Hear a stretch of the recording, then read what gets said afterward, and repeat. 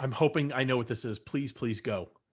Have you watched the season 3 of Cobra Kai? Cobra Kai! Cobra Kai!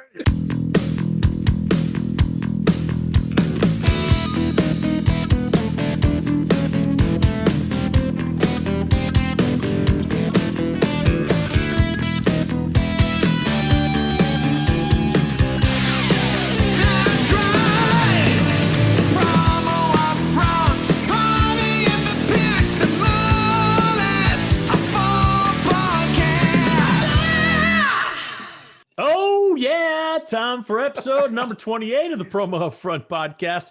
I'm one of your hosts, Bill Petrie. With me, as always, is the masked maven of Mexico, the one and only Dr. Kirby Hasseman. Kirby, on this eve of your intercontinental vacation, how the hell are you? I'm doing well. What's really funny is I've literally told nobody about this, that I was leaving. You have announced it on the podcast. So sorry. It's totally fine. No, it's just such a weird time we're living in that it's like we want to make sure that we're being responsible. And so I am excited about it. I'm excited to take a few days off and spend some time with my family. So I am fired up. How about you? I'm doing great. And you have been very responsible. I know you and your family have taken COVID tests and you're preparing to travel safely. So I didn't mean to call you out, but clearly I did. Problem. But I do have a question for you, Kirby. Oh, what's that, Bill? Where are you getting your industry ideas, inspiration, information? You mean other than from you? Yeah, that's correct. And I'll tell you where you should be getting it from, Kirby. You can spend a lot of time online digging at every website and trying to remember who said what and where the supplier special was. You can do that. You'd be a fool, though, wouldn't you, Kirby? That's right. Instead, why don't you download that Promo Pulse app? That's right. Right there on your home screen of your iPhone 27. That's right. Download that Promo Pulse app as your one-stop shop for all things in the promotional products industry. Is it convenient, Kirby? Super convenient. Is it free to use? It's totally free to use. Kirby, do you have a personalized experience when you use the Promo Pulse app? I do. I've selected the people I want to hear from. Kirby, are you aware that they have an Alexa-enabled skill for the I've Promo heard Pulse that app? from a guy named Bill Petrie. Okay. And do you subscribe to the weekly wrap-up emails? I do. So you, joking aside, you do use all time. I use it all the time. It's a great, powerful tool. Yeah, it's a really great tool. And, it's one of those things where you and I've talked about it. You got the specials in the industry, which is always great. Right. I like listening to the content and whatever. And it's also one of those things where if I'm just being kind of narcissistic about it, there is nothing that gives me more pleasure than when I'm flipping through and I'm like, ooh, that's for me. Right. And so it really does kind of put everything in one place. So it's cool. Absolutely. Absolutely. And I'll tell you what, it is the only way to get all the information you need to know, save time, and make money. So download that Promo Pulse app ASAP. You won't be sorry that you did. Now, Kirby, this is the Promo UPFront Podcast. I want to thank you for having the courage to do this on the eve of your COVID-cation. Stop. Okay, I'm joking. I'm kidding. But I do appreciate you doing this. And so the way we do this, if you haven't listened before, we have a promotional products topic up front. Have a couple conversations about some few other things. Neither one of us know what we're going to talk about. And then we have a little party in the back. That's why it's the mullet of all podcasts.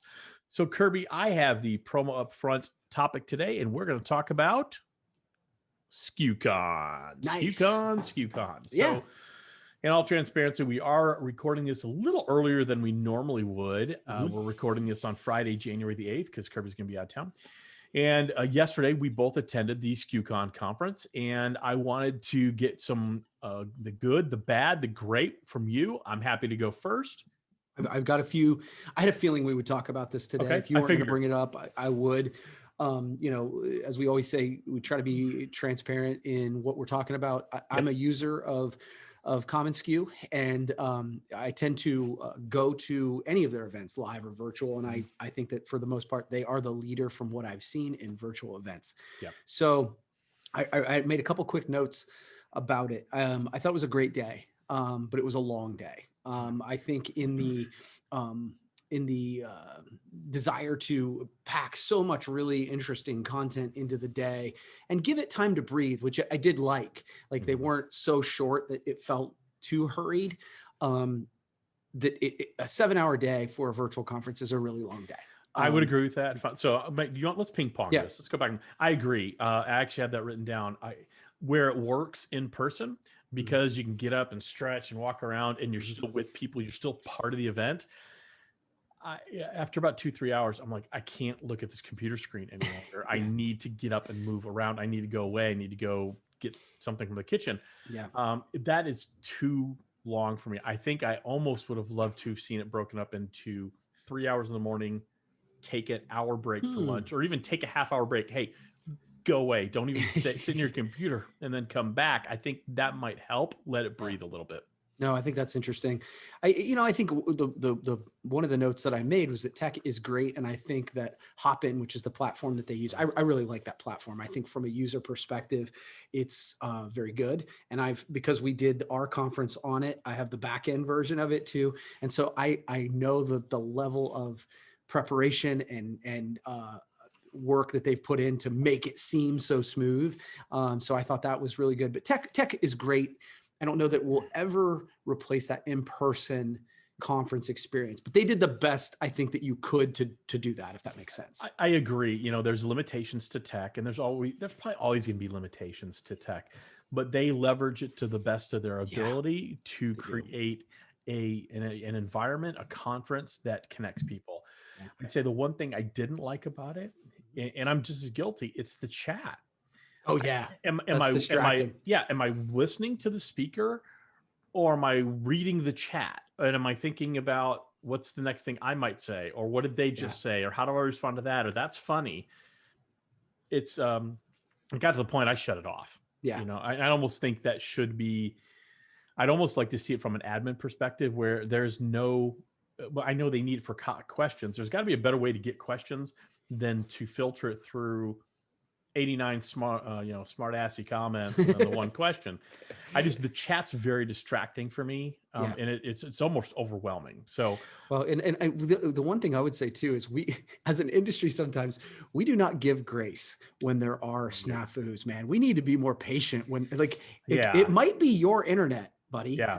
Like we need to give grace a little bit on some of that stuff. The poor guy from Belgium who really was struggling through the technology, not because of anything he was doing.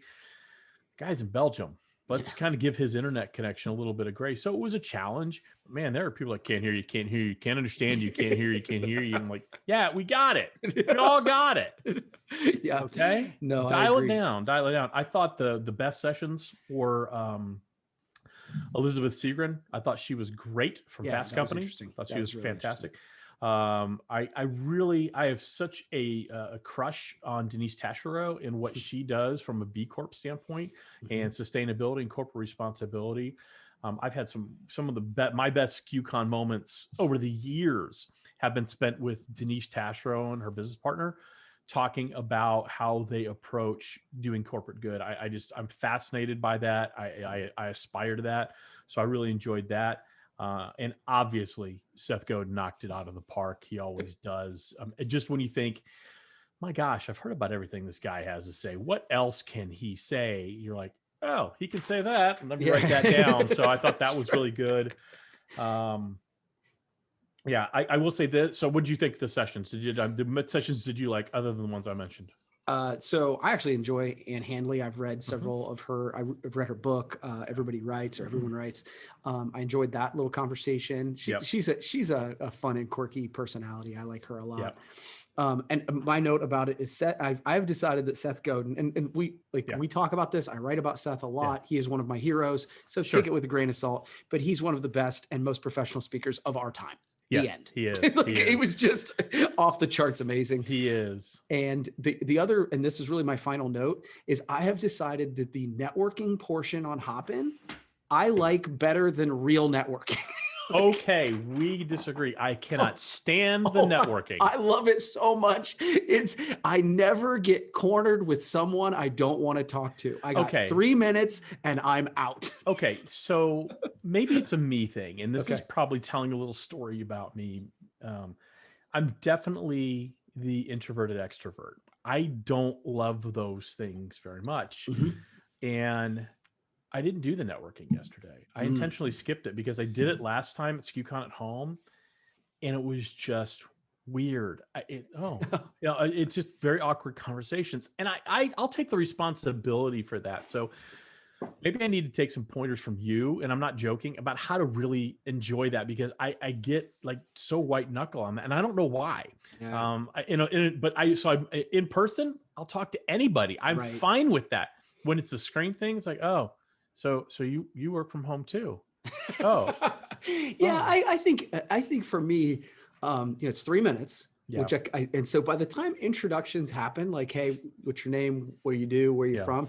A minute's gone pretty easily. So I got 2 minutes. Mm-hmm. And, they usually, the one thing that commonsku, I think, does do a good job is like, hey, if you don't have anything else to talk about, here's what you talk about.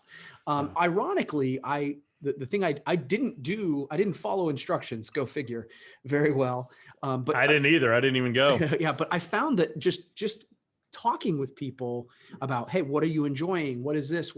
It was actually super easy to get through the 3 minutes. Actually added a couple connections on LinkedIn. Yeah.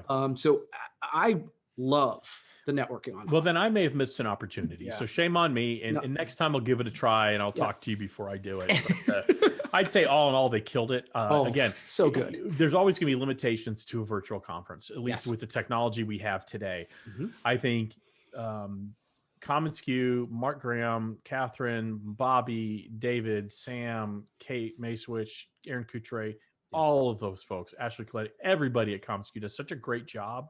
Mm-hmm. They nail it. They nail it every time. So kudos to them. Kirby, you got a topic for us? Yeah. Let's see. I'm going to go. Okay. So I want to throw this one at you because I saw this article on LinkedIn. The question posed in the article was, will fathering change post-pandemic? And the concept of this is that because people have been working from home, women have still taken a majority of the household tasks. The number of couples who said child care responsibilities were split evenly rose to 56% from 45%. And 68% of dads said they felt closer to their kids, according to a survey. So I was curious to know your take. Do you feel like you have, I feel like it could go either way. Like either you've gotten closer or, oh my God, we need space. What's your thought? Hard for me to answer personally, but I'll try. So I think, after Sandy had her heart incident almost 5 years ago, 4.5 years ago, I took on a lot more of the household duties, and I still I still cook more than Sandy. I cook more than Sandy. And I've always been active in my kids' lives. Like my dad was certainly active in my life, but he didn't go to every game, and he was, work was probably a little more priority. That's not like, it's just denigrating time. Yeah. I think overall, parenting will change a little bit. I don't like the topic of fathering. For whatever reason, that just kind of irked me. I think the parental roles will be a little more equal. Am I closer to my kids? I think so. Do I want space from them more? I think so. I think it's both. I think, by the way, those things can be both. I do feel closer to them because we were able to do things I don't know if I would have been able to do had the pandemic not been here. I was able to take them, just the three of us, without mom, on a couple road trips to look at colleges. She was able to do the same thing, take a couple road trips, just those three without dad. Right. And those are where you build those memories. So I do feel closer to them, but there's also time. It's like, when they're having an argument and I'm trying to work and we're all at home, it's like that does frustrate me, to be very candid. So to answer your question, I think it'll all more equalize. I hope so. But we'll see. I think time will tell. I mean, in the short term, yes. Right. Long term, who knows? Yeah, that's a great point. And I had not thought of it that way, but it is funny how you bring it up. I mean, as someone who I pride myself on being a very engaged father. My kids at this point are 19 and 22. But it always really irked the hell out of me when someone would call and ask me if I need, like, the example I'd give is at one point Amy had surgery and the next day she came home, and this was years ago. And I got a call the next morning saying, hey, do you need help getting the kids ready for school? I'm like, I get the kids ready for school every day. So I actually know their names and where they go to school and everything. It's cool. Yeah. Well, because at home, like working from home now, I have a routine, and part of it is we have a dog too. A very Yes. a young puppy who is a little needy at times, getting better. But her and I have a routine, and so when people are home, they disrupt that routine, and I don't appreciate it. Not through anybody's fault, but like for example, a 1/16 of an inch of snow fell last night, so the entire city is crippled. School's canceled today. Kids are home. Sandy's going into work, but late, and that's not part of the routine. And so it's up more, and it's just like I'm trying to. It just changes. So it is interesting, that's for sure. Kirby, you know what else is interesting? What's that, Bill? I don't know about you, but I love me a promotional product. Do you have a promotional product that you love so much that you feel compelled to share it with all of us on this very broadcast? Yes, I do. And it's funny when we start thinking about what we want to share. I think sometimes I go to sort of, your higher end pieces, drinkware, stuff like that. But I'm like, you know what? Sometimes the most powerful piece is a very cost effective piece. And I'm going to share one that 40% of our population is addicted to, and it's legal. So lip balm. Lip balm. Yeah, full color imprint wrap. Obviously, there's some great. I've got a Kirby Hasseman a marketing masterclass one right here. Yeah, me too. Look at that. That is unplanned. That's actually serendipity unplanned, folks. Yeah. And so, I think, somewhere under $1, you got a full color imprint. People tend to keep it for a month or so, and it's very, very personal. So I think that's a great piece that I sometimes overlook because I don't necessarily use lip balm all the time. But one of the things that I have had to get over in my professional career is just because I don't use it doesn't mean it's not an effective and important piece. So lip balm. Correct. Awesome. All right, Kirby, let's talk Burger King. Okay. I am Did you see that they went? Did you see that they went through a rebrand? I did not. So they have changed their logo back to exactly what it was in 1984 or 1994. Okay. If you remember the bun, the words burger and king looks like meat, and then the bun. They've gone. I do remember that. Yeah. Okay. They've taken away the little blue swoosh. They've gone back to retro, and what they've done with it also, and the reason there's a promo tie-in, they are now selling a bunch of cool merchandise. We've talked about the fast food merchandise, but some really cool, fun merchandise about having it your way and the burgers and all that. I want to ask you two things. One, when an iconic brand goes through a rebrand, but they go back to something retro, how does that make you feel? I've been to Coshocton. There's some the only chain restaurants in town are really fast food places. The nicer places are mom and pop restaurants. I believe that's that's accurate. Mm-hmm. So you go to Burger King occasionally, I'm sure. Yep. How does that make you feel? Do you feel do you look at that and go, so you're going back to what you were 30 years ago? Gosh, you really screwed up, didn't you? I mean, what do you think?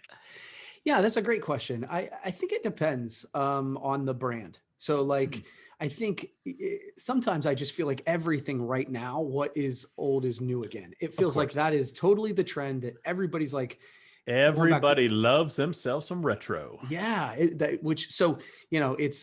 It's unoriginal being original, right. I guess, or whatever. I think it depends on the brand. So when Miller Lite went back because they'd evolved and they went back, I was like, I kind of dig it. It was going back. I feel like at this point, here in the interest of transparency, I couldn't tell you what the current Burger King logo was. Right. So I'm sure the move back to it won't be that effective to me because I'm not that tied to Burger King. Right. But I actually do think it's the opportunity when they do it to signify a tribe. So when they do it if they do some cool t-shirts, if they do some cool merch, then I might be kind of interested in it. So I think, we've talked about this, and the tie-in also is brands should look at their branding. Companies should look at their branding every 18 to 24 months. Yeah. Is it still speaking to your community, your tribe, your audience, whatever you want to talk about? So is it communicating to them in the way that moves them to want to be part of your tribe? Right. When I see someone going retro like this, I can't decide, is it retro cool? Is it lazy? Yeah. Or are you just admitting we should have changed it in the first place? And I don't know where that, because McDonald's is still the king of fast food. They haven't changed those golden arches really all that much in ever. very, very little. And so it always feels like, Burger King's this little dog nipping at their heels, like, well, maybe we'll do this, we'll do this, we'll do this, we'll do this. Oh, we'll change everything. It feels to me desperate. And I don't know why. It's probably grossly unfair to Burger King, but it feels like it's desperate. Although their merchandise looks really cool. I got to say, it's really fun. So I'm going to give them the benefit of the doubt, but I wish they'd try to do something a little more modern. You know what I like is I like it when they do sort of temporary throwbacks. Yes. Yeah, like I've seen, like Pepsi did that, where they went back to the old stuff. I was like, ooh, that's fun. Yeah. As it was just a temporary rollout. Yeah. Every once in a while, I'll go to the grocery store and they have retro bags of Doritos and retro bags of chips. I love it when it's temporary. Great point, Kirby. Yeah. Great point. You killed it. Topic over. What do you want to talk about next? Okay, so can we make a really quick one? You and I have talked about this separately, and I'd like to know your take on something really quick. I'm hoping I know what this is. Please go. Have you watched the season 3 of Cobra Kai? Cobra Kai! Yeah! I have not finished it yet. I'm about 4 episodes deep, and it is so deliciously awful. I love that show. It's amazing in every way, shape, and form. I'm going to finish it tonight. That is my plan this evening. On Friday, January the 8th, I am going to finish season 3 of Cobra Kai and weep until season 4 is dropped. Yeah. So we got a text message from David Schultz on New Year's Day. Yep. That said, hey, season 3 of Cobra Kai, because I didn't think it was coming up till later. Right. And so when I got that text, I had already worked out. I'd done all my stuff, but it was New Year's Day. I didn't have big plans. Right. I literally went back downstairs into my basement, got on the treadmill, and fired up Cobra Kai and watched 7 episodes while I was on the treadmill. Awesome. And I had that show finished by the next morning. So it was, by the way, you're going to love it. It's horrific. It's it speaks directly to our 80s hearts. It's very much so cheesy throwback. It's wonderful. It's predictable. You know exactly what's going to happen. There's going to be a tweak here and there, but the acting is questionable at best, which makes it even better. I'm telling you, it's absolutely better. I don't think I would like to bring up another topic, Kirby. Yeah. I'm not going to. Okay. I don't think we would do our audience any favors, by talking about anything else after we talk about Cobra Kai, unless you have a really cool game for the party in the back. I do have a fun game. Yeah. So I'm excited. So, all right. So this game this time, I had all kinds of different ideas about it. And then in the shower this morning, I was thinking of you. And so I came up with, the game is, in 2021, Kirby, Bill, neither or both. Okay, I understand. So I will pick either myself, you, neither of us, or both of us. I have 4 choices for each question. Correct. All right. Are you ready? I understand the rules. Are there any wrong answers? I don't know. I'll decide that on the fly, I think. Excellent. And so, we'll just run through them. And we can make it pretty quick. If you want to explain, feel free. Okay, ready? All right. In 2021, Kirby, Bill, neither or both will run a half marathon. Kirby. No explanation needed. I don't like running. I work out just about every day. I don't like running. Running doesn't like me. We've mutually agreed to not hang out together. Okay, fair enough. Eat vegetarian for a month. Neither. Absolutely not. We're both meat eaters. No way. And we've talked about it before. Your palate is very, very narrow. There's no way you are gonna not eat meat for a month. No way. All right. Cut out alcohol for a month.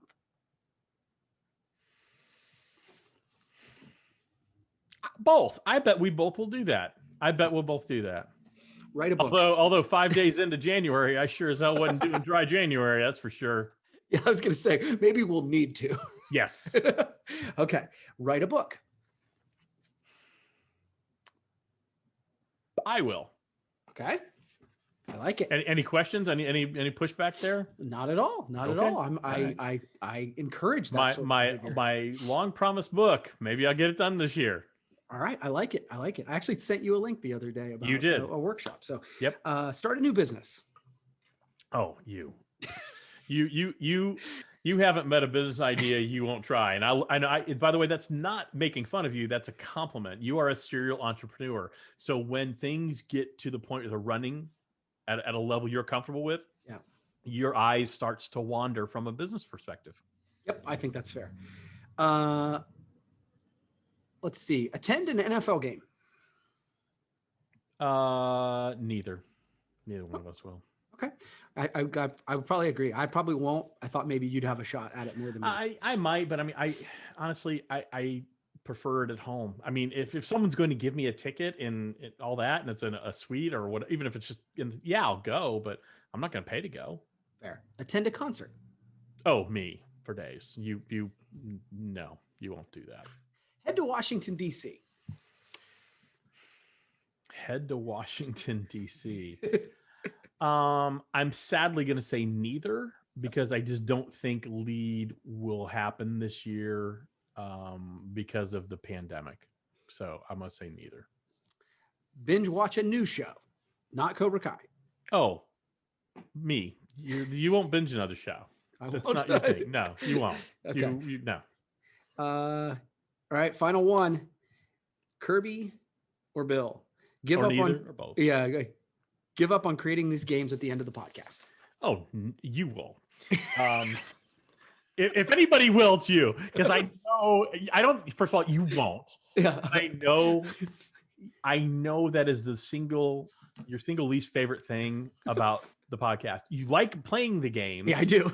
You don't like creating the games. Yes, that's right. Truth be told, when it's my week to do it, it takes usually a good hour for me to come up with something good and something that I enjoy. So I know it takes you probably about the same half hour, just to, again, because it's fun. Yeah. Well, it's fun for me. You know what else is fun, Kirby? What's that, Bill? Thank you for asking. It's fun to know where you're getting your information for the industry, your ideas, your information, because it can really all be in one place. I mean, if you want to go spend your time going to every Tom, Dick, and Harry website, go ahead. That's your time. When it's my time, I use Promo Pulse. It's an app. It's on my phone. It's there. It's convenient, free to use. It's a personalized experience. It has everything I need. Content. So good. Supplier specials. More content. More supplier specials. Information. Content. Supplier specials. It's got all of it. All of it. All of it. And the only way to get that information is to download that app now. Go to your local app store, right down the street from you probably. Heck, you might even be able to pick up your phone and do it without leaving your home. Go to your local app store, download Promo Pulse. Not going to be sorry you did. Check it out every single damn day. Kirby, on behalf of all of us here at Promo UPFront Podcast offices, we wish you the happiest of staycations. It's not staycation, it's a vacation. We wish you the happiest vacation. Have a great time, and we'll see you here for episode 29 here in a couple weeks. Thanks. That's right.